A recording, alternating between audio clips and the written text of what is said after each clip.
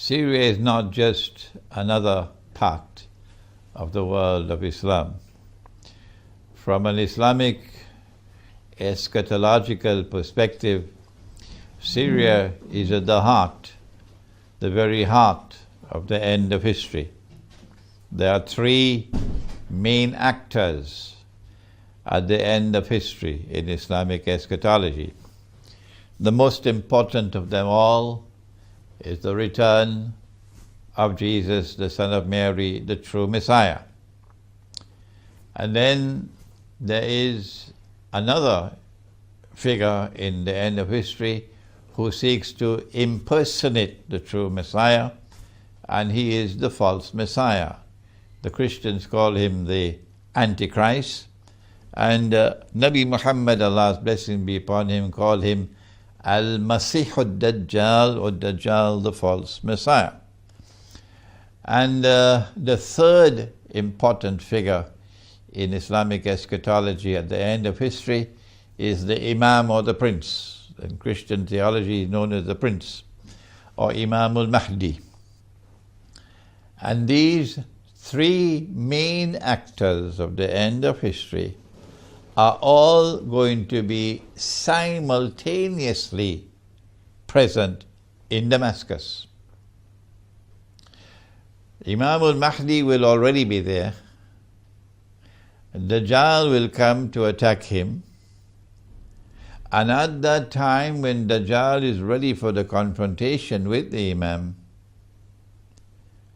the Son of Mary returns. And they all will be in Damascus. And so Syria is located at the very heart of the end of history, or eschatology. It is a country of far more than just passing importance.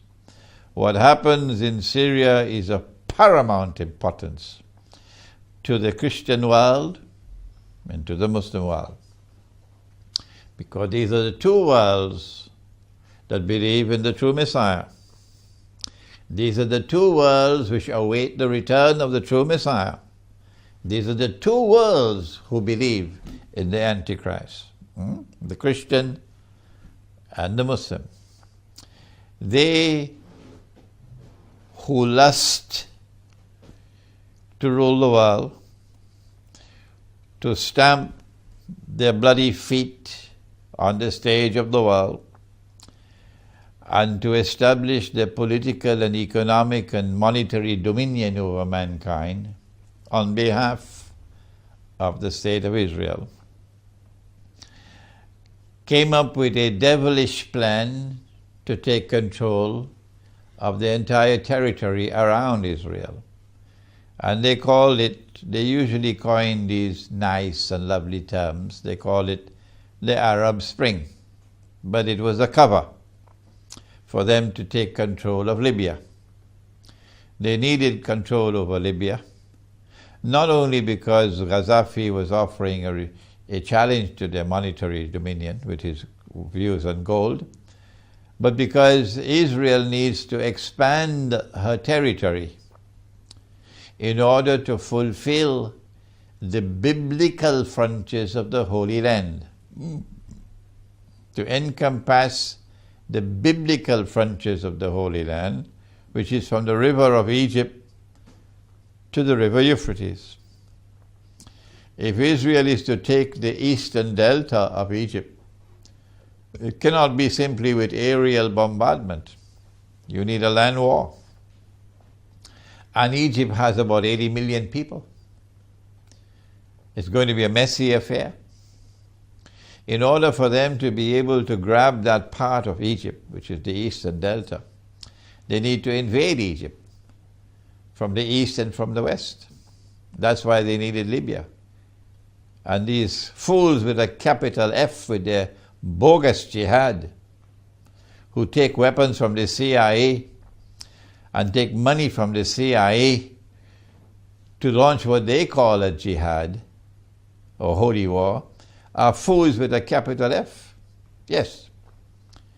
They're rubbish. And that's what they did. They fought Israel's war for Israel. And now today NATO is in control of Libya. They wanted not only Libya, they wanted Syria. Syria more than Libya. They got Libya, so now Egypt's goose is cooked.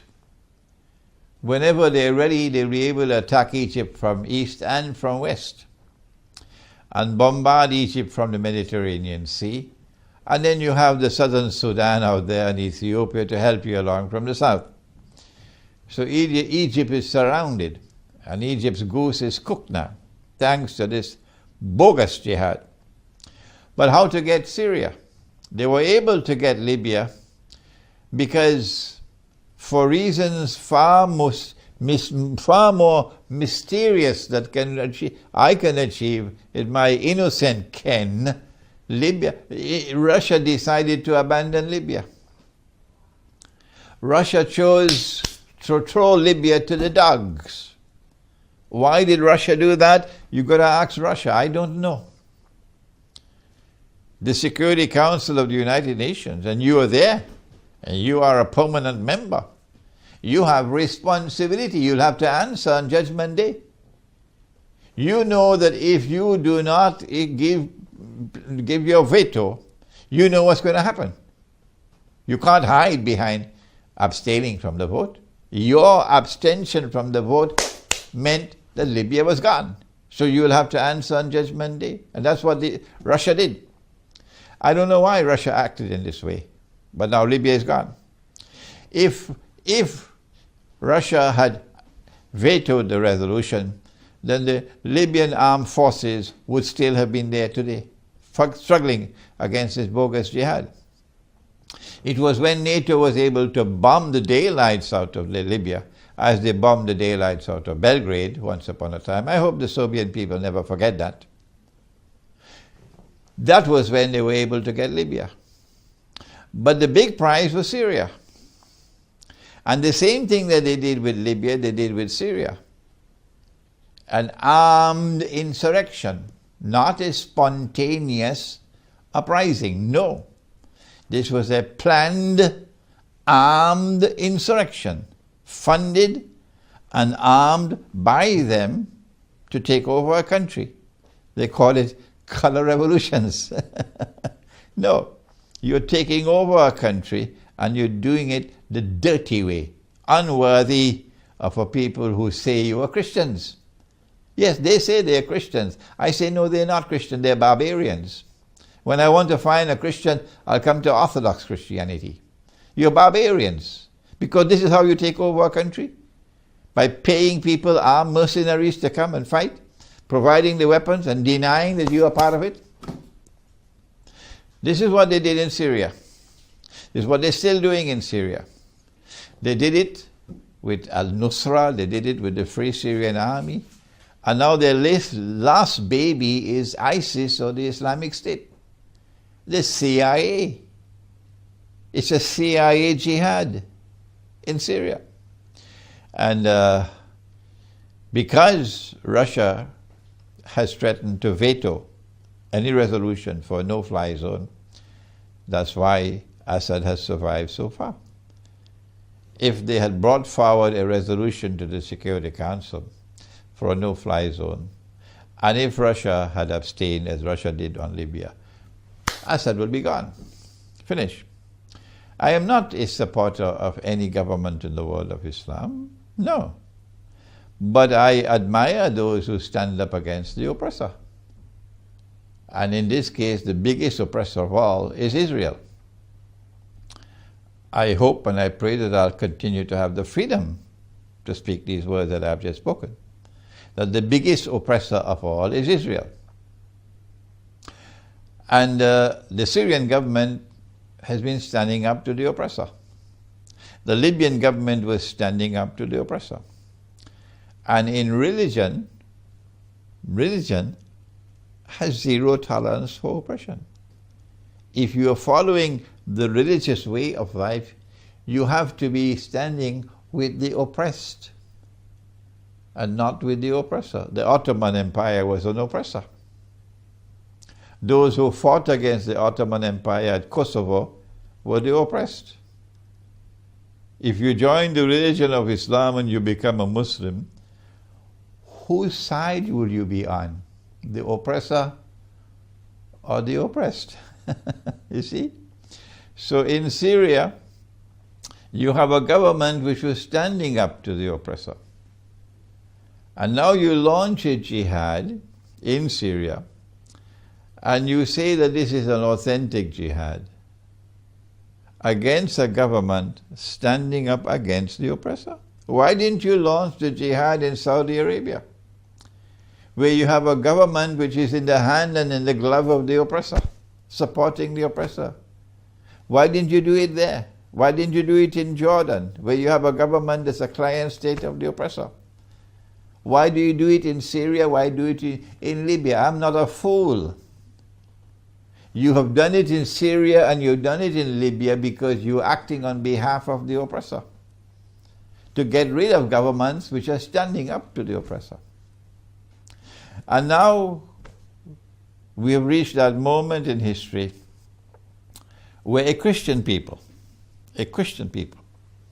have stood up to support the government of Syria and to save Syria from becoming another Libya. And we are proud, very proud of Christian Russia. Christian Russia has now entered into Syria militarily, and I don't think it is possible for Christian Russia to back out of Syria. No. And so the world is going to witness now a confrontation between the oppressor and the champions of the oppressed. It's going to be nuclear war. And we are not afraid to die. And that's all I have to say. We are not afraid to die.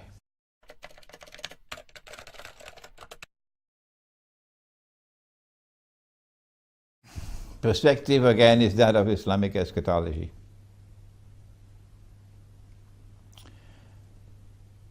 And as a consequence, I must direct attention to the prophecy of Prophet Muhammad, Allah's blessings be upon him, who prophesied an end-time conquest of Constantinople. And that end-time conquest of Constantinople comes after the great war that the Christians call Armageddon and the Muslims call the Malhama. And if anyone believes that the Armageddon or the Malhama has already occurred, he should buy a one-way ticket to the moon. No, it has not as yet occurred. It's still to come. And the conquest of Constantinople takes place after that. So Sultan Muhammad Fatih's conquest of Constantinople in 1452 or 53 is not the fulfillment of the prophecy of Prophet Muhammad. The Turkish people, the Bosnian people, the people of Albania and Kosovo and Macedonia and others who have been brainwashed into believing that that is the fulfillment of the prophecy, I tell you, you got homework to do because you've been misled. I ask myself, why would this occur in the end time?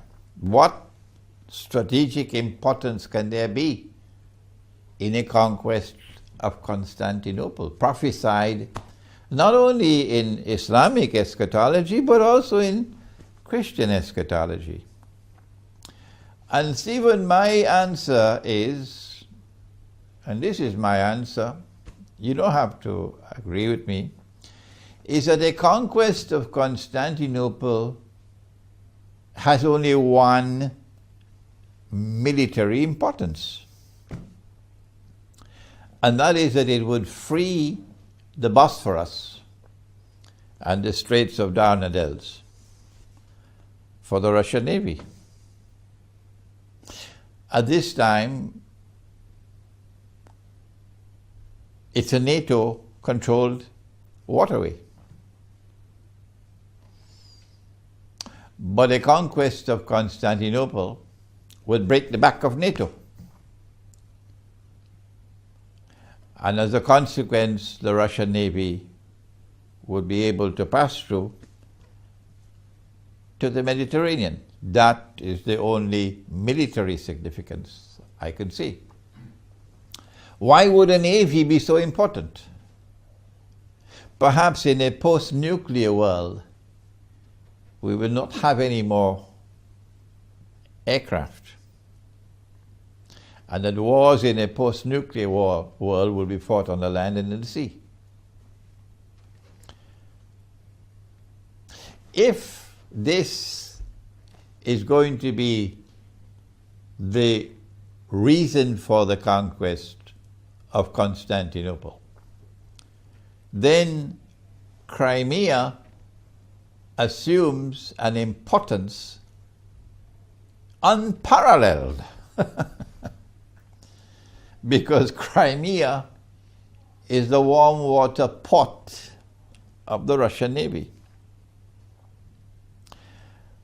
My eschatological analysis is that the mastermind who wants to rule the world from Jerusalem already knew this. And so he used, and this will come out in my subsequent lectures on Gog and Magog, he used Gog and Magog to empower the Ottoman Empire with a power that could not be destroyed by any Christian army. So when Orthodox Christianity met the Ottoman Empire in the Battle of Kosovo, there was no way at all that the Christian army could ever have been successful. None. Because you're fighting Gog and Magog. You're not fighting Islam.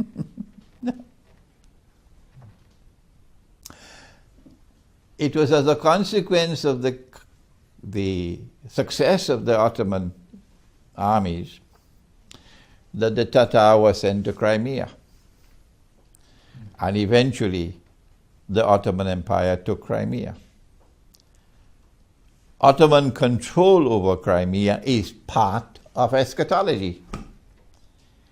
It is meant to prepare the way to deny Russia the capacity to pose any naval threat in the end time. When Russia defeated the Ottoman Empire and took Crimea, it meant that there was an obstacle in the way. And they had to devise ways and means to try to get Russia out of Crimea. For 200 to 300 years, they could not do it. And Russia remained a naval power with a naval base in Crimea. And then they brought about the Crimean War, in which it was the last great war fought before modern weapons came. The last great war. And in that war they gave everything that they could give to defeat Russia, to deny Russia Crimea. And they succeeded, eventually. Russia paid a terrible price, the number of people who died. The Russians fought and fought valiantly and courageously, but eventually they had to surrender. And the terms of the surrender, I think the treaty was in Paris, was that Crimea would remain under Russian sovereignty but would be demilitarized. Russia denied Crimea as a naval base, which is what they wanted. But they planned their plan, and the Lord God plans his plans, and I think it was within 7 or 9 years, and Russia was able to turn the tables and get back Crimea as a naval port. So then they had to devise yet another scheme to deny Russia Crimea. And that scheme was the Bolshevik Revolution, 1917, and the Soviet Union. And when the Soviet Union came into being, then Ukraine was born, There was no Ukraine before. And in 1953, 53 or 54, 6 years after Israel was born, Nikita Khrushchev suddenly, mysteriously, ominously mysteriously, announced that Crimea was going to be given to Ukraine. He never consulted the Russian people. He never got their permission. He never consulted the people of Crimea. He never got their permission because he was acting on behalf of Dajjal.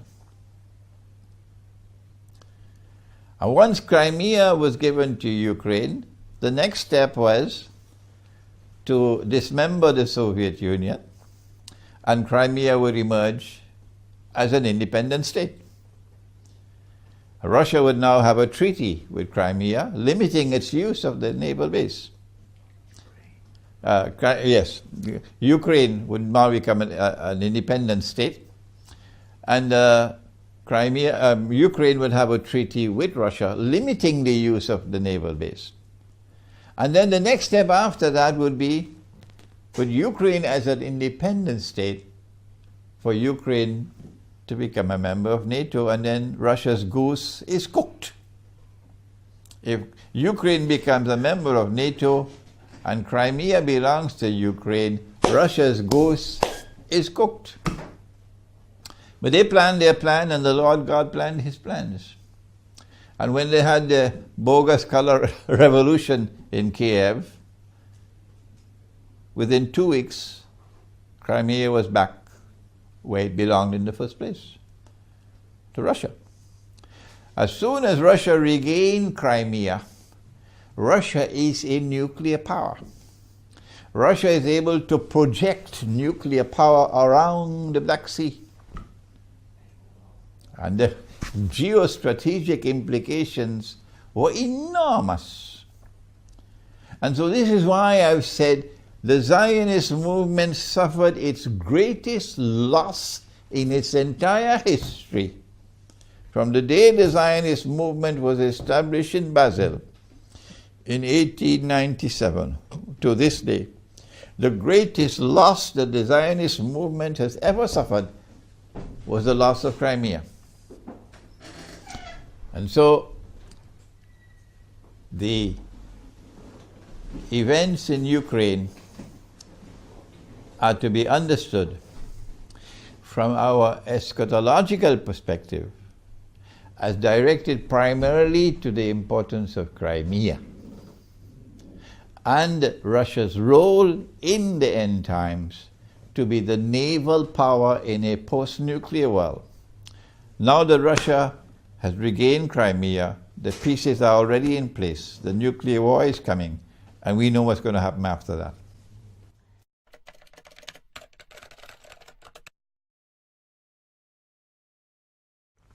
Don't think it's necessary for us to go back to repeat what are the causes for this exodus of refugees. It's well known. Amongst them is the armed insurrection in Syria. Amongst them is the increasing poverty to the state of destitution to which people are being reduced because of this bogus and fraudulent monetary system. What is more important is for the whole world to be honest and to recognize that many of these people have left their homes, the comfort of their homes, the places where their families are located, their relatives are located, left behind those who are too old to migrate. And it must be very painful to leave the elderly behind. and are fleeing for their lives because of fear. There are those who are economic migrants, yes, but most of those from Syria are fleeing because of fear. Fear of ISIS, fear of the Islamic State, which is brutal, which has committed acts of brutality that are meant to send a message of fear and terror into the hearts of the people. That's why they are fleeing. And at this time, when after almost 1 year has passed, that a man named Barack Obama has been bombing the daylights out of ISIS, that's what he told me he's doing, and Holland and France and Britain and all the others, they're bombing the daylights out of ISIS for a whole year now, and yet ISIS is able to not only survive and grow stronger thanks to all the bombing from Washington, but ISIS is able to increase its terror, its psychological warfare. I say that intelligent people, sensible people would welcome Russia's intervention. Sensible and intelligent people who have not been brainwashed by CNN and company would welcome Russia's intervention to see whether they could succeed where the others have failed and failed miserably. To stop this terror. If Russia can be successful in removing this cause of terror in the hearts of people, then it should not be difficult for the German people to understand and to anticipate that the people who fled their homes would want to go back home. And Germany would not have to keep 1 million refugees forever. The German people, therefore, I can't, of course, expect the German government to understand. They're beyond understanding, but the German people will understand that if the Russians are successful in the military intervention, it will solve Germany's problem. It will solve the problem of all of Europe, which is inundated with refugees, because these people will much prefer to go back home. If security can be restored and ISIS can be removed. And so I would like to believe that sensible and intelligent people would not only welcome Russia's intervention, but would hope and pray that Russia would be successful.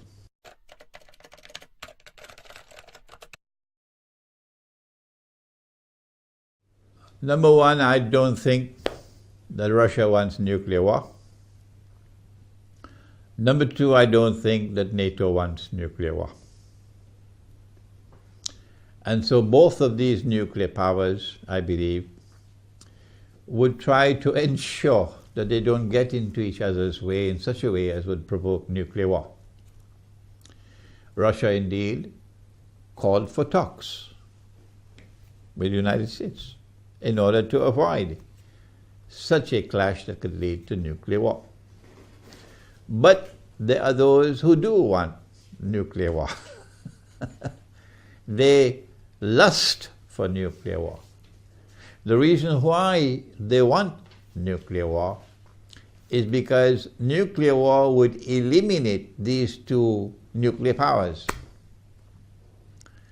Nuclear war will not only eliminate these two main actors on the stage of the world, the Russian alliance and the American alliance, but nuclear war will essentially devastate modern Western civilization. There'll be nothing left of North America and nothing left of Europe. Nobody will want to live in that part of the world, really, after nuclear war. One nuclear weapon was dropped on Hiroshima, one, and 300,000 people were killed. and so too in Nagasaki. Today's nuclear weapons are 1,000 times more powerful than that. Can you imagine what is going to be the state of Europe and North America when thousands of nuclear weapons explode? Because once the nuclear war starts, there's nothing that can stop it until it reaches its climax with all nuclear weapons used. It's going to be a fight to the finish. And there are those who want nuclear war. How will they get nuclear war? The same way they got 9/11. That's right, with a false flag. I expect it will be the mother of all false flags. So something that will be an attack on the Russian troops and blame the Americans, an attack on NATO and blame the Russians. They are masters of that. They're masters of the art of deception, the Israeli Mossad. When that nuclear war does take place, of course, most of mankind would die. What is left, the rump of the world, would be manageable for Israel to succeed the United States and for Pax Judaica to replace Pax Americana. And when Pax Judaica replaces Pax Americana, only then can a man stand up in Jerusalem and declare, I am the Messiah. But you and I, the Orthodox Christian and the Muslim, would know he's not going to be the Messiah.